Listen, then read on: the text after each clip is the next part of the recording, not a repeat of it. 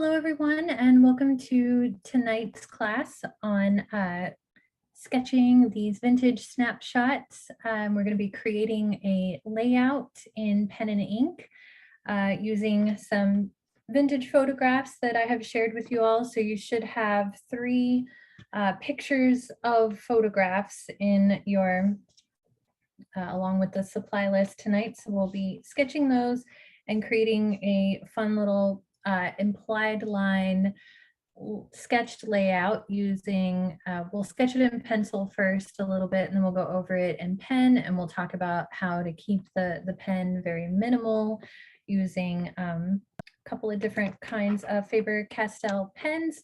And then next week, if you want to join us in the premium class, using these same images, we'll be adding Posca markers using a very limited but vibrant color palette to the same image. So you've got a couple of options here. You can either keep going on your own with this layout tonight and fill it in with more pen and ink or whatever you like, or you can join us next week and fill it in with Posca markers, or you can just leave it as it is. So you've kind of got three options. So I'm just going to switch to my tabletop view here and go over supplies, and we'll get started. Okay, so there's those three snapshots again. As always, don't forget to tag your work with those hashtags, Make It With Michael's or Michael's Classes. You can follow me on Instagram at HodgeArt. You can tag me directly in the artwork that you make from tonight's class if you'd like me to see it. Sometimes things get a little buried in those hashtags when I go looking for them. So we will be using Faber-Castell pencils and pens tonight. I've got several pens here. I've got the 0.3 or the small, the 0.7 or medium. And I've got a brush tip pen. I've also got the small brush tip. We're definitely going to be using the brush tip pens, and that'll kind of be a preview for the working with the Posca markers next week, since those have brush tips. All right, I've got a synthetic Faber-Castell eraser here. And you can just sketch this in any sketchbook, or you could use some mixed media paper if you'd like. That would work well with Posca markers next as well. But I'm going to be using the Strathmore Bristol paper in preparation for adding the Poscas next week, because that Bristol paper is just nice and smooth and it picks up markers very well on that Bristol vellum surface. And last thing, here's a couple of my business cards that I'm always flashing on screen. I'm also on Facebook, Adrienne Hodge Fine Art, if you want to find me there.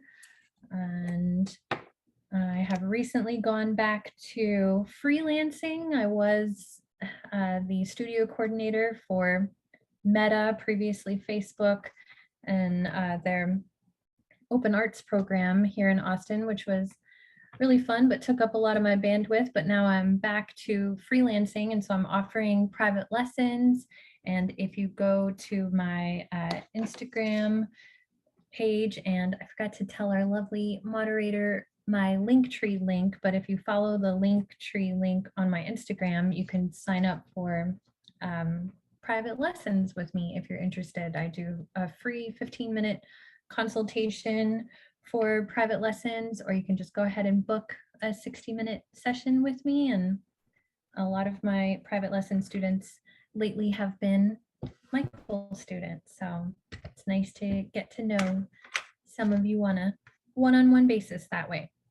Okay, so I don't have an image of what our product at the end of tonight's class will look like, because I colored over it with the Posca markers, right? So, but there was an image of the image where, as it was, you know, for this particular class in the advertisement for the class tonight. So I'm assuming you've all seen it. It's basically this, only empty line drawing with just pen and ink. So even the black that you're seeing here, that the heavier value shapes in black, those are also Posca markers there. So we're going to be doing a very empty sketch here, very implied line of these photographs and putting them together as a fun little layout like this. Okay, so I'm going to move the photographs aside for just a second. Are there any questions about the supply list at all before I dive in?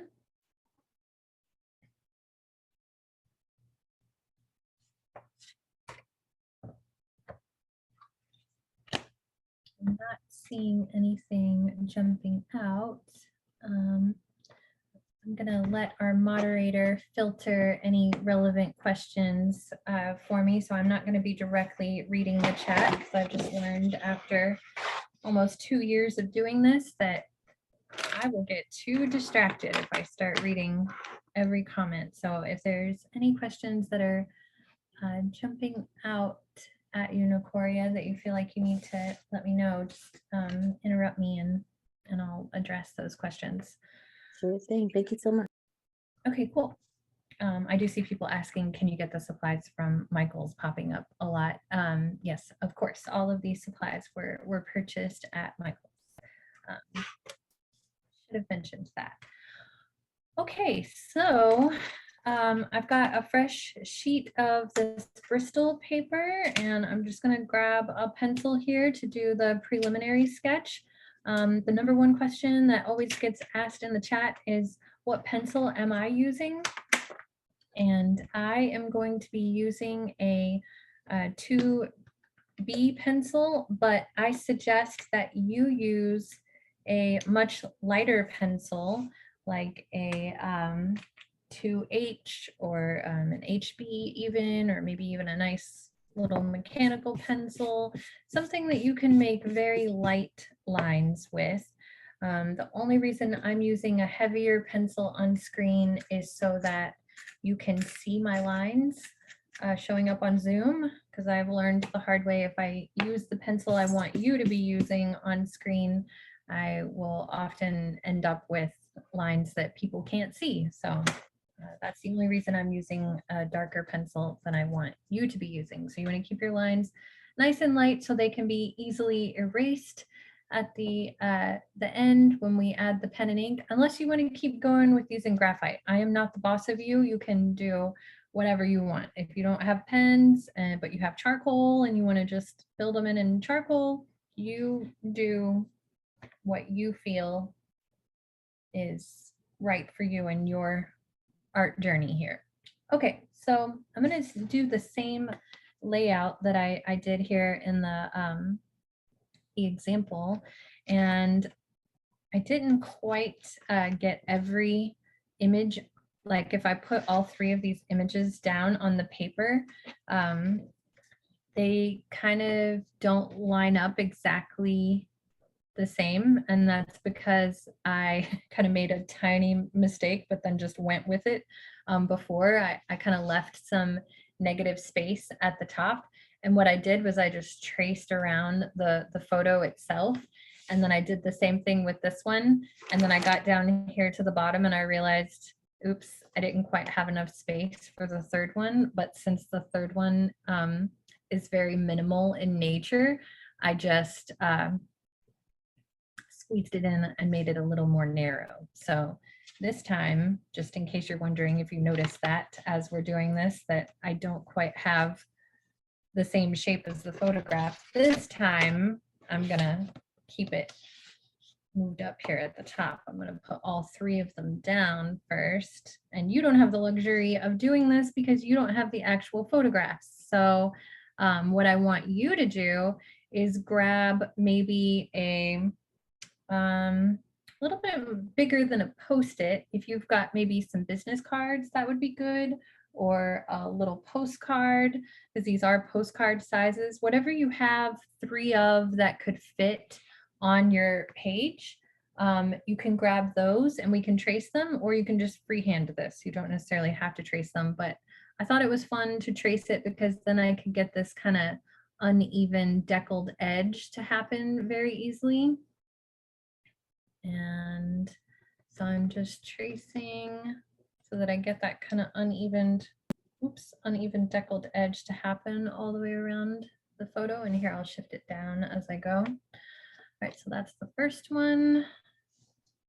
And I'm going to go over all of these lines in pen. So if you can't see my lines in pencil, just have some patience with me and I'll eventually go over them in pen. I'll try to keep them, most of them, dark enough that they're showing up on the screen in pencil though.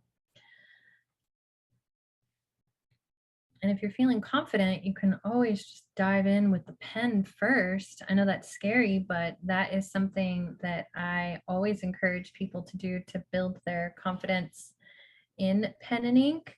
I also like to think of everything that I do, especially when working with beginners, as a study, or an exercise. So rather than seeing this as like a completed work of art that needs to go in a frame, and putting all that pressure on yourself to get it, frame worthy by the end of the product or wherever you land with it, that's putting a lot of pressure on yourself. But if we think about it in terms of,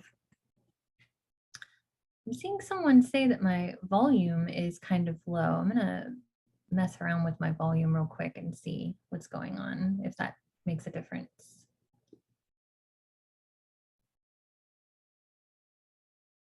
I said I wasn't gonna look at the chat and then I'm still looking at the chat, or I'm just seeing those. Okay, let's see. Is that better? I turned up my volume. Yes, that sounds really, really good. Okay, great. We do have one question. Brittany asked, what size pen would you use to outline? So if you're going straight to pen, I would use the smallest nib pen that you have. So if you have an extra small, that would be good. Or I've got the small, the 0.3. Although I will say I'm going to be outlining it with the brush pen, and I'm going to talk about the brush pen and do some fun exercises with the brush pen in just a bit before I start adding pen. So if you want to hold off on that, I can show you how I got this kind of, uneven, loose brush pen action to happen here. And that could be really fun if you've got a brush pen. So I'm going to really take my time with the brush pen tonight, though, and show you some little drills to get more comfortable with it if you're not comfortable with a brush pen. But yeah, you're welcome, like I said, to dive in with the pen only if you have it. I think it's a great way to, just get in there and have some fun. Okay, so once we've got our 3 rectangles laid out here, we're going to make them even more snapshot and photograph-like by sketching these boxes within them. So we get the little frame for the photo, and we have that little implied margin. And you can use a ruler for this, or you could use the photograph itself. Like I'm going to just use the other photograph, and I'm just going to kind of eyeball it where I'm going to draw like maybe 1/4 of an inch in on all sides. Hopefully nobody's cringing at how much I'm putting my fingers all over these photographs. I found these photographs at my favorite thrift store here in Austin, Room Service Vintage. They've got tons of old family photos and postcards just like stuffed into little shoe boxes around the store. And I love nothing more than going there on a Sunday afternoon and sitting on the floor and picking through all the photos to find my favorites.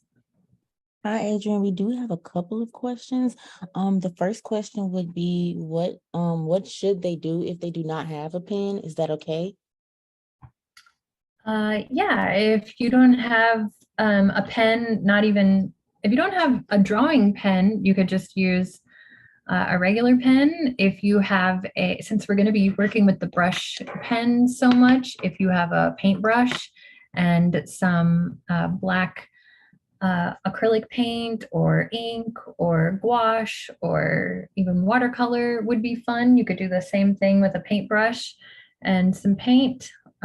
or you could use just, I mean, if you wanted to just draw on ballpoint pen, that could be fun too. I know a lot of amazing artists who work in ballpoint pen exclusively, so nothing wrong with any kind of a pen to get this implied line action that we're going to be doing. Or you could just continue on in graphite. Really, I always love questions like that because there are no rules. You can do whatever you want. Whatever you have. Thank you for answering that. And then the follow-up question for that one would be, could they press hard to make it darker? If you're not going to add pen on top, then sure. Okay, and then the next question would be, what is the difference between Bristol and Bristol vellum? Are both good for markers? Oh, so Bristol is the name of the paper, but it actually is, it is a vellum surface. So that's what Bristol paper is. So I was just reading vellum surface on the cover of the paper there. Thank you.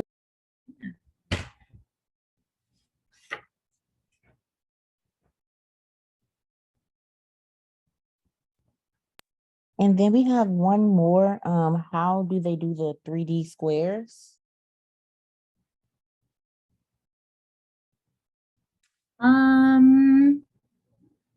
Not sure what that means. Like, how, like, to create the double edge here? Is that what you're asking? One sec. Okay, yes, that's what they're referring to, the double edge. Okay, so I traced the, so if you just trace a postcard or, a business card, whatever works with the paper size, to get 3 rectangles on the page, then I'm just eyeballing it. I'm not using a ruler, but if you want to grab a ruler and measure maybe a 1/4 of an inch in or 1/2 an inch in, whatever works according to the rectangle size that you used. I'm just measuring with my eyeballs. I'm not using a ruler. And I'm just going maybe a 1/4 of an inch in. It's not perfect. I want it to look kind of whimsical and not perfect. So I'm not going for perfectionism here. Like even with this one, it's not even. So the margin is, kind of off on all of these. So I thought it would be kind of fun if they weren't perfect. So I'm just creating a double edge, another rectangle within the rectangle that gives it the feeling of a photograph like this. Okay, so I'm on the last one here, and you can make them a little different. Like if you liked that deckled edge, you could do the deckled edge, on more than one of them. If you'd like, you could maybe do this, like give them kind of like a little diagonal line on the edge, and that would give them an interesting shape as well. Like I think I'll do that on this third one just to inspire people to not feel like they need to follow along perfectly, whatever you want to do to these to make them feel like a fun little picture frame could be nice. Yes. And then we have a few more questions. I'm sorry. The next question would be, can I draw rectangles without business cards? Is that okay? And then can they put just one rectangle? Of course, yes. Yeah, you can do whatever you want, whatever feels right to you. Thank you so much.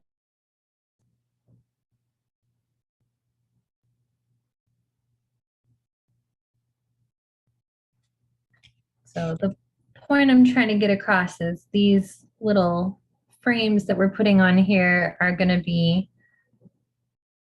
we're not going to notice if they're not perfect. So feel free to make them however you like or change them up a little bit. You feel, I always you know, even with something like this where we're following along and we're, you know, I've done a lot of the legwork for us, you know, of figuring out what we're going to draw and how we're going to lay it out on the page and what materials we're going to use or what colors we're going to use. You are always free to improvise and make it your own. In fact, I highly encourage people to improvise and make things their own because as an art teacher, there's nothing more rewarding than people, you know, following their creative bliss and making something new. It's, you know, it's fun to see carbon copy examples, but we're not robots, and you know it's going to be difficult to make them exactly like mine. So the more you make them your own in some way, the more ownership that you get to have over them, and then I get to feel like I really inspired you to make something that's your own. But if you, you know, just want to completely follow everything I'm doing to a T, that's cool too. Okay. I'm sorry about this. Can you draw a little bit darker? I do have a couple of people that are having difficulty seeing the lines. Okay, yes, I'm about to start going over them in pen, so but I can definitely darken some things up. Thank you so much.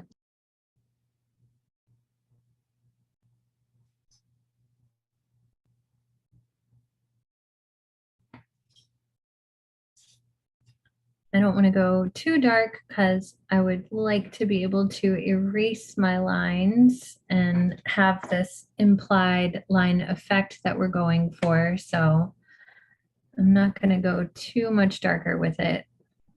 But all we're looking at on the page is 3 rectangles with another rectangle within them. That's it. In fact, I might even just ditch my pencil and just go straight with pen for the rest of this because it's going to be so redundant. And if we're having a hard time seeing my lines, I might as well just go for it with the pen only. Okay, so because I really think the implied line technique that I want to show you tonight is the star of the show. And if I put a hard line in pencil underneath it, I'm not going to be able to do that. So, okay, so I'm going to grab some just sketch paper here off to the side to do some drills with you using the brush pens. So if you do not have a brush pen, again, you can grab a paintbrush and any kind of paint. If you don't have a paintbrush and any kind of paint, you can grab any pen that you have and just follow along as best you can. Maybe just take notes and you can grab a brush pen at a later time. But I am going to be using the other pens as well. But first, I want to do the outer edges with the brush pen. So, and if we want me to go ahead and make those darker, I might as well jump in with the brush pen now. Okay, so I've got the small brush pen here. The SB stands for small brush. All right, so we've got our brush pen. If you're using a paintbrush and paint, then you're going to want to water down some paint a little bit and get it nice and fluid and moving. So a brush pen is exactly like a paintbrush that is full of paint. And when we've got a paintbrush that is full of paint, think about a sponge with soap and water. What happens when you press down on a sponge with soap and water? All of the soap and water is going to come out of it. And if you just gently touch that sponge with soap and water, only a little bit's going to come out, right? So the amount of pressure that we're putting on this brush pen is going to change the amount of paint, or in this case, ink, that's coming out of it. So we're going to take it on the side here, and we're going to see if we put our full pressure without pressing down too hard and messing up our nib, we're going to see how thick of a line we can get that brush pen to make. And it might be a little scratchy. It might kind of pick up in some places and then come back down. So you might get some gaps, and don't fight those gaps. I love those gaps. I think they just add to you know, just an interesting mark making and quality of line. So those are my thick lines with the side of the brush pen, and practice holding it at some different angles. Like maybe you hold it perpendicular to the page, or horizontal to the page, or maybe you come in from above and drag it, you know, drag it from different directions, pull it down, drag it up, see what happens when you come at it from different directions. Okay, and then once you've gotten some thicker lines to happen, we're going to do the same thing, but this time we're only going to use the tip. So we're just going to see how thin of a line we can make. And again, I'm going from different angles because we're all different human beings and things are going to feel different in our hands. So maybe it's easier for you to control it if you come from the direction holding the way that you would hold a writing utensil, or maybe you can have more control if you come at it from the top and pull it up. Maybe you have more control if you drag it down, maybe from the side. You can try putting your pinky out. That's something another artist friend of mine taught me years ago, and I still use that to this day. Sometimes if I'm struggling to gain control of a paintbrush, sometimes putting my pinky out can kind of steady me. Like I use my pinky to create a tripod with my hand. But the main idea that I want to get across that helps when working with brush tip pens is this. I'm going to switch to my forward facing view. Is that the movement is coming, oops, maybe not. Wrong one. The movement is coming from my arm. So kind of lock your wrist and think about the movement coming from your arm as you're dragging your pen up and down the page. And you're going to over the movement if you're using your arm versus if you're using just your hand. Think about a wireless mouse and how much control you have over where the cursor moves with a wireless mouse versus when you're just using your wrist and your hand. Okay, so we'll just do as many of those as you need to feel comfortable, and then we can try doing some figure eights. So I'm going to pull down with the brush tip pen to get a nice thick line to happen, and then I'm going to curl back up in the other direction and get a nice thin line to happen, and then maybe alternate and go back and forth a little bit. Might take a few times to happen in a fluid way, but we're just doing some drills to get more comfortable with our brush tip pen. Hi, Adrian. We have a few more questions. That first question would be, when are we going to start drawing the landscapes? Okay, right now. Okay, the second question, it's a two-part question, would be, what pen are you using? And then what pen would you use, a 3 or an 8? I'm using the brush tip pen, and you can, yes, you can use a 3 or 8, whatever you want.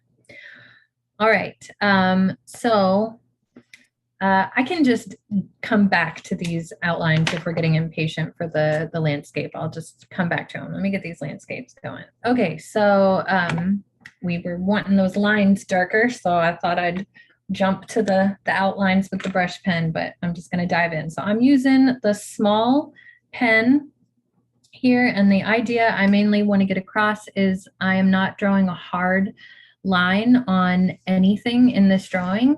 I am using implied line, and I had a class on implied line back in the beginning of this series, so about 1.5 years ago, and you can search for that on YouTube if you want more help with it. It was the whole exercise on creating implied lines, but basically I'm just not putting my pen down all the way, and I'm keeping things nice and loose. So I like to kind of hover over the page as I go. And we are starting from the background and we're working our way forward so that we can leave space for things that overlap. So the first thing in the very background here are these very faint mountains. So I'm not putting my pen down super hard on the paper. I'm kind of going nice and light here. You can do this in pencil first if you'd like. And so I'm getting kind of a dotted line or an uneven line to happen. And I'm just letting it happen however it happens that first pass. And then I've got some horizontal lines for what comes in front of that in the background.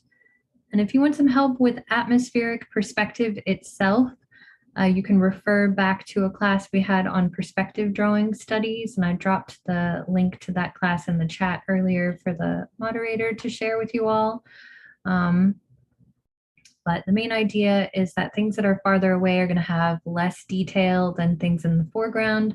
So by starting with the background, we're ensuring that we're not putting too much detail on anything in the background, or by starting with these kind of dotted lines, we're not putting detail on things in the background. And then as we work our way forward, we can put our pen down a little more and get a hard line to happen. And that will indicate to the viewer that what they're looking at has more detail on it.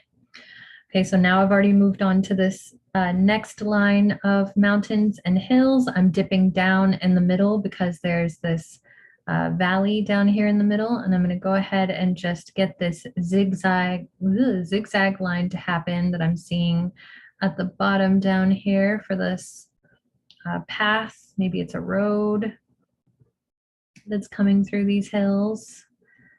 So I went ahead and put that path in there. It's covered up by trees in a lot of places. So the trees are very small and they feel like little dots. In the very far away background here, they feel like maybe little balls or, you know, thicker, knobbier things in the middle ground. And then in the foreground, we can actually see branches and things sticking up on the trees that are closest to us.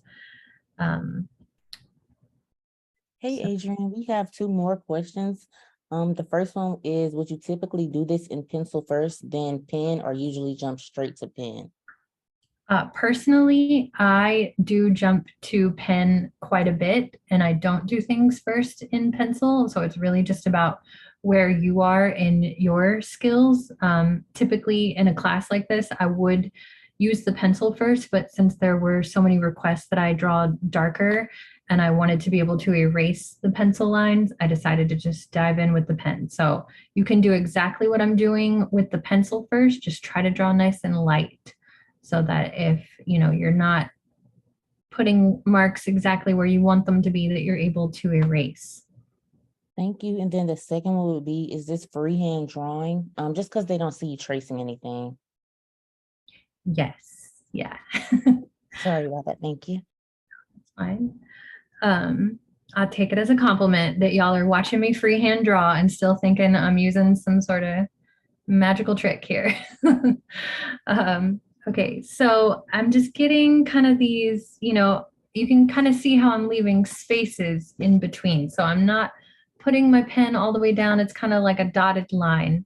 And I'm just finding the main shapes of the tree lines that are jumping out at me. Like over here, I see this big blobby shape of some trees. And if what I'm doing in the drawing itself is like just way beyond your skill level, you can check out that perspective drawing studies class. I also had a class on landscape studies last year in July. If you just Google landscape studies, up until recently, we were only using, or I was only using Artist Loft supplies for these classes. So if you just search landscape studies and Artist Loft, that class should come right up in YouTube. And that's a really helpful one with understanding how to sketch shapes in the foreground, middle ground, and background. But yeah, I am just kind of diving in here. But also feel free to just dive in because sometimes you might surprise yourself.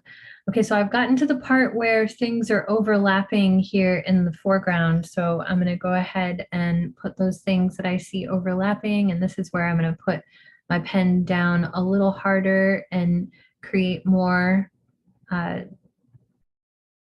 direct lines and more distinguishable lines and shapes for these tree branches. So it feels obvious that what's happening here is closer to the viewer.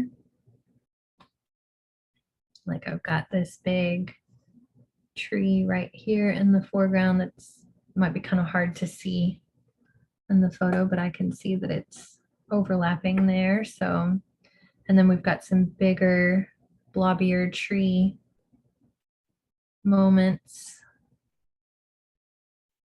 So basically next week with the Posca markers, what we're going to be doing is filling in all of these empty shapes with the different colors that we're going to be using with the Posca markers. So if you are not interested in Posca markers and joining us for that class next week, you can maybe imitate what I'm doing here with the Poscas ahead of time. And if you go and check out that landscape studies class from last year, I'm using the same techniques that I discussed in that class, and I'm just doing it with the Posca markers. I used kind of a horizontal line overlaps for the sky, and I used more of like a scribble action for the trees. I did some stippling. I'm not going to do all that with my pen right now, although I could. Let me at least maybe put some of these. This is how I would do the trees. So in the very far away trees, we've got little bitty dots, right? So we can just do one little tiny dot at a time, and we can just follow the path that we're seeing of the trees. I'm not going to do too many because next week I want to cover these up with maybe some pinks and purples with my Poscas. So I don't want to make too much for that it has to be covered up. But I'm just gonna, for the trees that are a little closer to me, then I will use bigger shapes, like blobbier shapes like this. So I'm doing kind of like a little curved line that overlaps a bunch. So that's indicating that these trees are a tiny bit bigger than dots. So they show up as maybe little half circular shapes that overlap quite a bit. And then the ones that are closer to us, we can get same sort of shapes, little half circles, but we can make them even bigger. So things get bigger or appear bigger as they come closer to us in view. And so that's how we can distinguish between all these different shapes. But if you do plan to join us next week with the Posca class, you can just kind of indicate these shapes, these empty shapes, and then we're going to be filling those in with the Posca markers. Or you could keep going with the pen and just fill these in exactly like you're seeing them according to the photograph. You could grab some watercolor if you're doing this on mixed media paper or watercolor paper instead of the Bristol paper. You could splash in some watercolor here.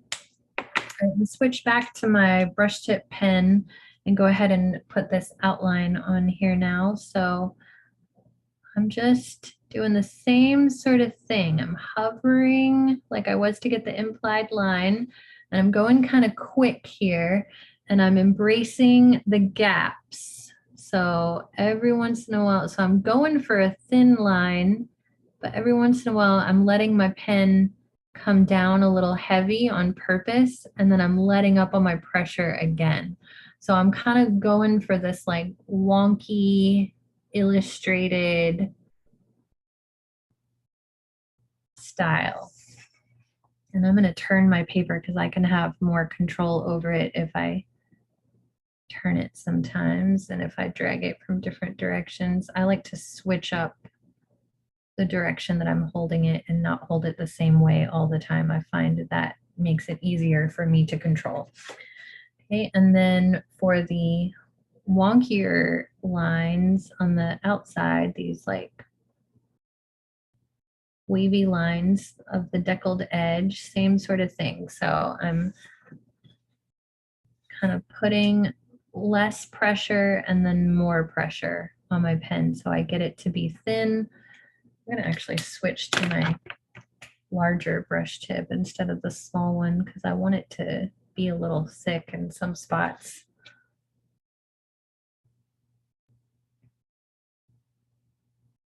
And the more I look at my other example, I'm remembering that I actually used the black Posca marker to do this part. but since we're not there yet in the class sequence, I'm using the Faber-Castell brush tip pen, and it gives a similar quality. But one thing I like about the Posca markers is just how juicy they are. And so you can get a really thin line to happen, but then it doesn't take much to get that kind of bleedy, juicy, thick line to happen a little bit. And I like that. I like the way that looks. I try not to fight that, but let it kind of guide me around. And with the regular Faber-Castell brush pen, it's a little easier to control the thickness and keep the thickness the same throughout. And I'm kind of wanting it to do that bleedy thing.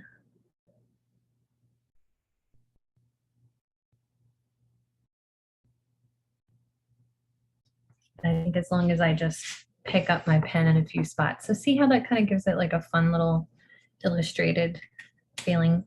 Okay, so I'm back to my 0.3 nib. I'm scooched down here to this other one, and it feels like we're getting near the end of the class, and I've still got 2 photos left. Never fear, because this third photo is the most minimal photo. I'm kind of going in sequence here from challenging to least challenging drawing. Okay, so this one has a lot of shift and elevation. The other one did as well, but it was kind of a smooth shift, and this one is a rocky shift. But we've still got less detail back here on the background. So we're going to start with a diagonal line in this corner that is nice and broken and uneven, because we don't want to put too much detail on it so that we can get more detail in the foreground. And so the main idea here on the elevation of these rocks is that we want to think about the contour line. So when I draw a shape like this, keep in mind that within that shape, you've got this elevation shift happening. So you've got the value is kind of following the curve of what this stone is doing. So you can see like this little stepping stone thing happening all the way down. So think about what the elevation is doing on the vertical and what it's doing on the horizontal axis. So it might be doing this on the horizontal axis and the stair stepper thing on the vertical axis. And if you need help with any of that, again, that landscape studies class is a great one to refer back to, or any class where honestly I talk about the contour lines in almost every class I've done. So if you're just joining us, you can go back and check out multiple classes. I've talked about those shapes and elevational curves and dips. But the landscape studies one would make the most sense. Okay, so I've got like this big shadow right here, right? So I'm mainly just looking at the big shadowy shapes at first. And I'll go ahead and get like this big cave that I see here, this big mouth that's like a half circle, but it's very uneven. And then rather than trying to draw a hard line around all of these rock shapes, I'm just looking for the shapes of the shadows and the shapes of the light. So mainly the shapes of the shadows right now. And I can get these to be nice and solid lines because I'm going to end up filling them in with black with the Poscas next week.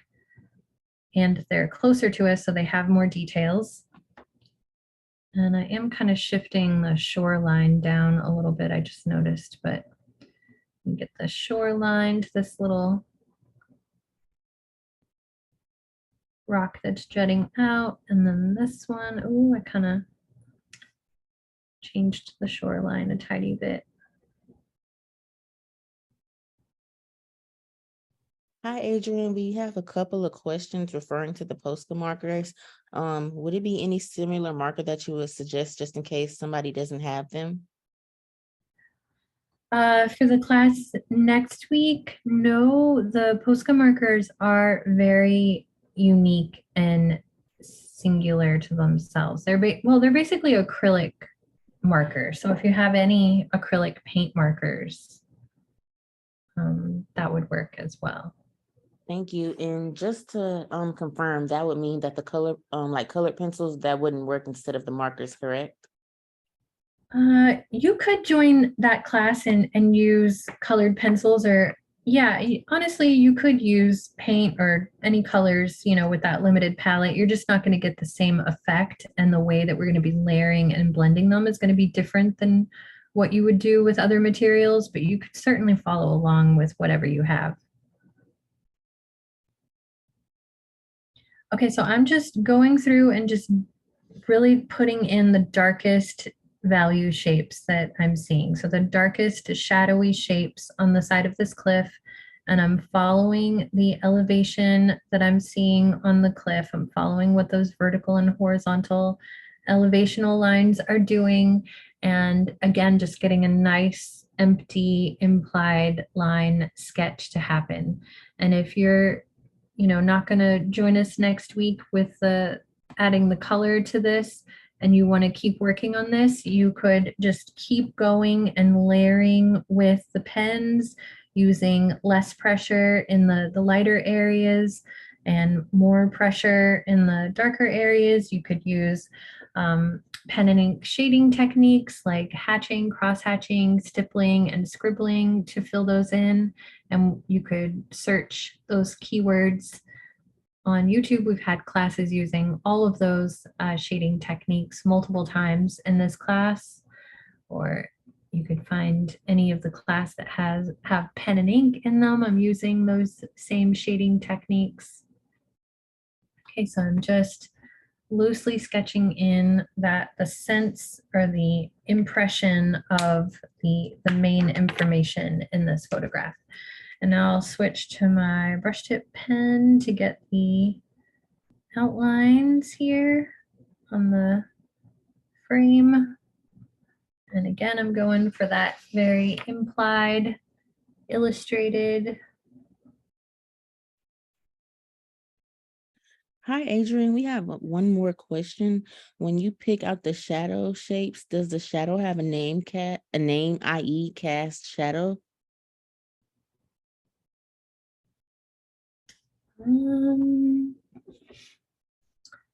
Not necessarily. I mean, yes, some of the shadows are casting shadows, but no, they don't have.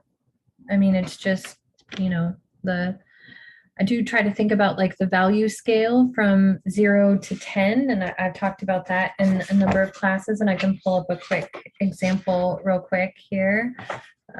Just get to it. So we've got the value scale from 0 to 10, 10 being the absolute black, 0 being our blank paper or our white if you're working with paint. And we've got more pressure on our pen or our pencil or our paintbrush, or we're using a solid black to get to an absolute 10 on the value scale. If you're working with a pen like we are now, we're just putting more pressure on it and overlapping our lines to get to an absolute 10, and then we're using less pressure on our lines and putting more space in between the repetitive lines and shapes to get lighter values to happen. So using the brush pen, it's all about the pressure and the repetition of it. So the less pressure I put, the thinner the line I'm going to get. And then that, you know, if I was filling in a shadow with the brush pen, I would overlap those lines until I got to the value that I'm looking for on the value scale. I'm not sure if that answers that question, but that's how I break down, or how most art teachers reference value, is in terms of a value scale. You're just observing the value that you see, the shadow, and trying to match that level of value with your shading techniques. Right, so when I go quick here, I end up with a solid line all the way across, but that's not what I want. So I got to go kind of slow to get that uneven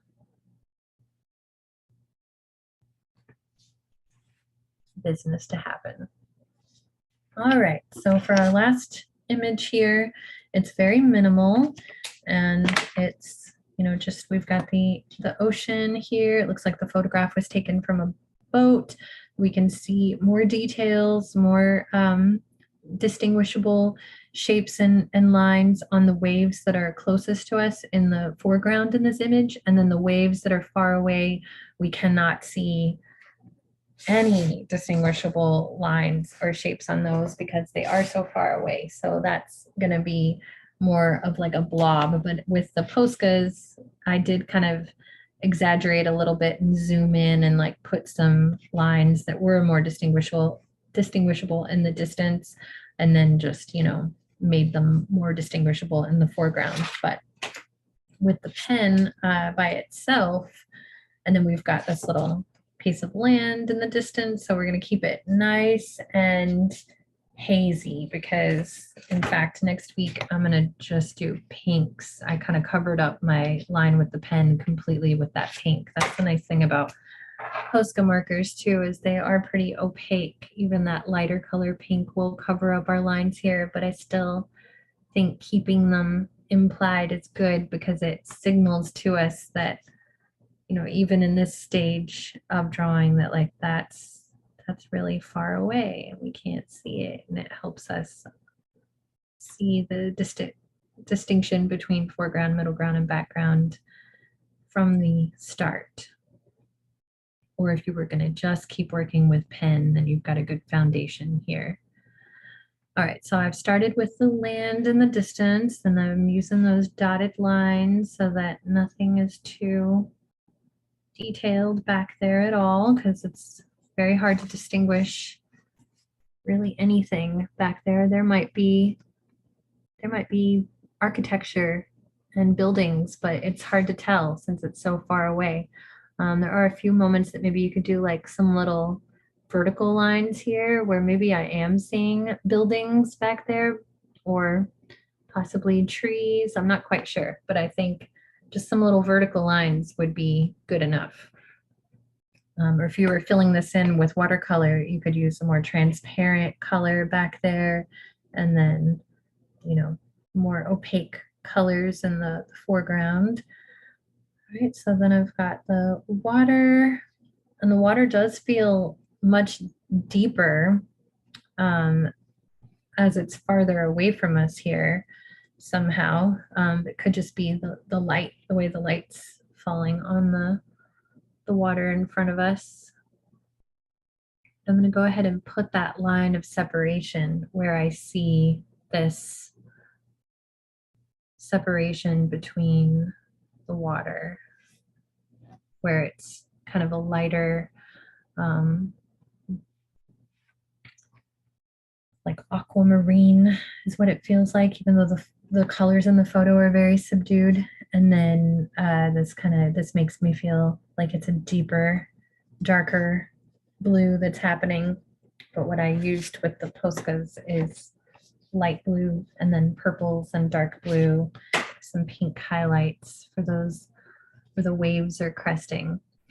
Okay, so in the foreground, I'm just gonna put like a few big lines like this. And honestly, I can draw a scene like this in my sleep. So I just like, this is like one of my favorite doodles to do, is just drawing the ocean. And so it's easy for me to just kind of do some big shapes, and it's like, yep, those are the waves that are closest to us. And then here's the waves in the middle ground. And then the ones in the background, you could do your little dotted lines again, or you could make lines that are kind of overlap really close to each other. And that's just going to indicate that this mass, this body of water is farther away here. And you can repeat those lines as much as you want, but since I want to add all this juicy color to them next week, I really don't need too much more than that. Although if you really wanted more of a separation here, you could go ahead and put more of a hard line where the water meets the land.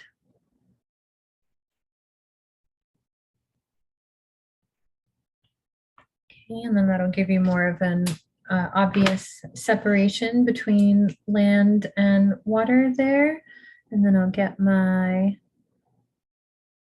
brush tip pen edge going. So I'm excited to see what you all do with these. I feel like there have been so many fun questions tonight about different materials that make me think a lot of you are going to explore this with a variety of materials, and I hope that you will share what you make from tonight's class with me on social media and tag me or tag those hashtags Make It With Michael's and Michael's classes, or you can I don't know what else I was going to say next. That would be great to share them with me when you get some color in there, or if you fill them in with graphite, or if you keep going with pen and ink.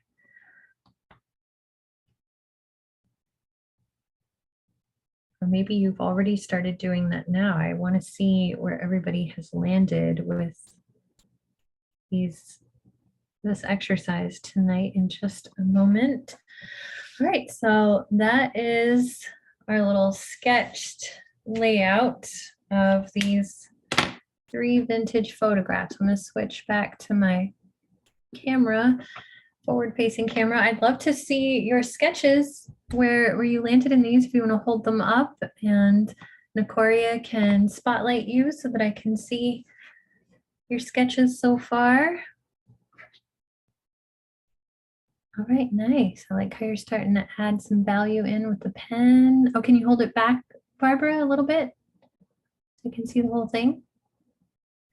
I can just see the top one there. All right, that's looking good. Yeah, I like how you did the rocks and you got that curve of the land separation that's coming along. Ooh, look at that. Very nice, Kathleen. I like how you did your brush tip study lines off to the side. I love it when everyone just treats it like an exercise, because, you know, the stakes don't have to be so high with everything we do, right? Very nice. Ooh, I like how you made them squares. Yeah, they kind of feel like little stamps like that with the deckled edge. When you overlapped them, oh, I love it. Thank you, Brittany. I love it when I see some improv happening there. Oh, and you kind of stretched them out and made them panoramic, Carol. Oh, it's Carol. Hi. Carol's a regular. And there's one. Oh, yes. Oh, you did the thing with the brush tip that I was really going for, those, how the line variation. That looks so nice. Embrace the wonkiness. Yes, very nice. And I like how you treated it like a study as well. Oh, put it down. Cindy, did you want to hold yours up? You're spotlighted. Oh, yeah, look at that. Oh, and you stretched them out and made them kind of panoramic too. That's so fun. Oh, another nice layout. Yeah, you did a great job with those, the brush tip line variation on those outlines. I just think that gives it such an interesting quality. Reminds me of like children's book illustration, maybe, or comic book, graphic novel. Yeah, again, very nice. Yeah, it feels those frames just really make it pop. Very nice. Oh, I love how you filled that entire page with the layout. That looks really nice. Oh, and that one's so cute. These are all so cute. Oh, and you started getting in there and putting more value in. All right. Wow, such great examples. Really phenomenal job, everyone. That always just makes me so happy at the end when we have so many wonderful examples to show from the evening. Yeah, I know next week's class is a premium class and there's a charge for the class, but hopefully it's a small fee. I think it's affordable. And the Posca markers, even though if you're looking up the price, Michael's is always running fun sales. Sometimes they've got buy one, get one half off. If you're, member and you get those member discounts, it'll definitely drop the price down of the Posca markers. So hopefully You'll grab some Posca markers and join me next week. And if you wanted to even buy individual colors and not the full pack, we're only using purples and blues, but we are using a couple of different blues and one purple and two pinks and white and black. So probably better to just buy the set and then the colors that might be missing from that set, because I think I listed them that way. I listed the individual colors that do not come in the basic set. Okay, thank you all. Hopefully I'll see you next week, or if not, I'd love to see where you finish these on social media, so tag me in them. Thanks so much. Have a wonderful evening.